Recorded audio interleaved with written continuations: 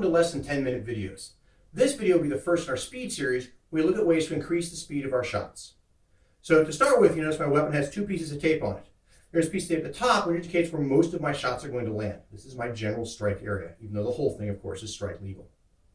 The second piece of tape indicates the center of gravity of my sword, or the center of mass. This is, of course, the balance point for my sword. There we go. You will notice when I'm moving my sword for shots that the center of movement appears to be somewhere in this region. That's because I'm not holding my sword at the very end, so the effect of my center of mass is for my center of movement to be somewhere in this area.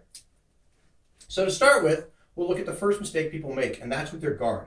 A lot of people, especially with a high guard, are going to keep that arm straight. You'll see it less commonly with a low guard. They'll be out here, or they'll be, something back here, but generally the high guard is what this most often comes up. By having that arm straight, I have to load, or what we sometimes call chamber the shot. I have to bend that elbow to bring the shot in and then throw. The problem with that is when I'm doing that, first I'm loading my weapon up with kinetic energy and bringing it back towards me. So there's now kinetic energy moving this way. To get it to go forward again, I have to cancel out that kinetic energy using my muscles, stop the sword, and bring it forward. So I'm going to go, my arm straight, got some sort of high guard, back, forward, right? Back, forward. It's not going to be a super fast shot because I have to fight myself. I have to go, oh, arm back, arm forward, right? Shot's going to be about this fast, right? If I want to throw the shot at speed,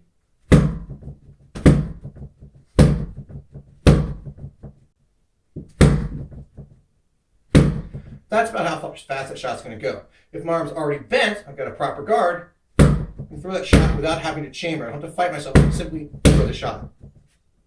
So, and that works for a straight chop, right? First, having the arm already bent. Notice how much faster this is. Versus arm straight. One of them, I have to bring my arm all the way back, then throw. Then the arm is already bent, so I can simply turn that into a straight chop. The second thing that's important is to have proper body mechanics. To use all of your muscles in your body, not just your arm. If I want to throw a straight chop to the outside, even if my arm's bent, right? If I use just my arm, that's about how fast it's going to be. If I want to throw a chop that's flat chop,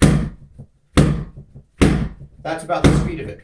So if I use my body, however, I can activate all my muscles. I'll push off the ground from my back leg, use my forward leg to bend a little bit, bring my body a little bit closer. Not a lot, I'm not leaning. Just never want to go from upright to bent, right? So to expose the shoulder, it gives you more reach, yes, but at the cost of exposing your body and losing a lot of your guard positioning. So slight forward here, but that also starts loading kinetic energy in the forward direction, right? So it's going to be a slight bend in the knees, a little push off from this back foot, comes forward, and then I'm going to use my obliques to rotate my body just a little bit. And then I use my shoulder, just again, a tiny bit. I'm not like, bringing my shoulder back, just bring it across a little bit, but that changed my shot from this to this. Okay? Versus just arm, full body. So a difference in speed. Same thing over here, right? If I have that chop, straight arm chop,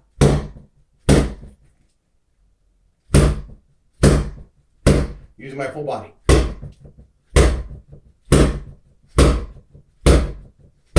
Notice what's happening at the lower body here. Note you can see the difference in speed between this, right?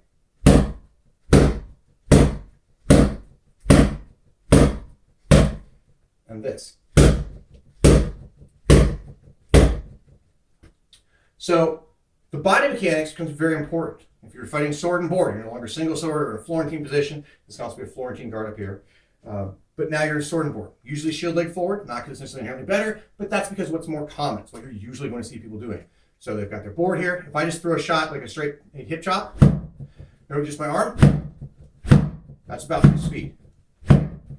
If I throw with proper body mechanics, pushing off this back leg, using my body to rotate, right? I get a much faster shot.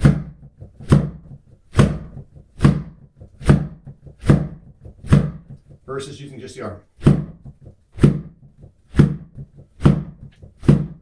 This also becomes much more important if you have less upper body strength, right? If you don't work out as much, maybe you don't work out at all, you're a smaller person, if you're female, all of these things mean you're going to have less upper body strength than someone who is larger and who works out regularly.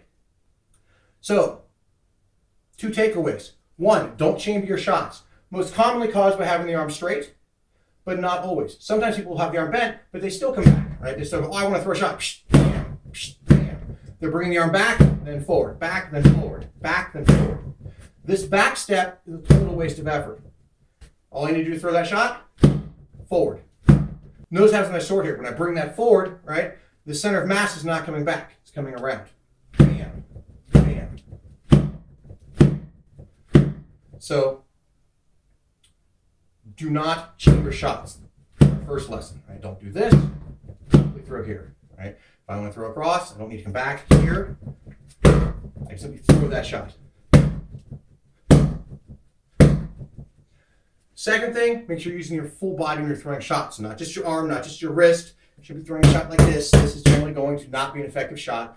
And the smaller and less muscularly endowed you are, the less that's going to work. So again, use your full body to throw these shots. That versus that. So I hope you've enjoyed our less than 10-minute lesson. Tune in next time. We'll talk more about different ways to increase the speed of our shots.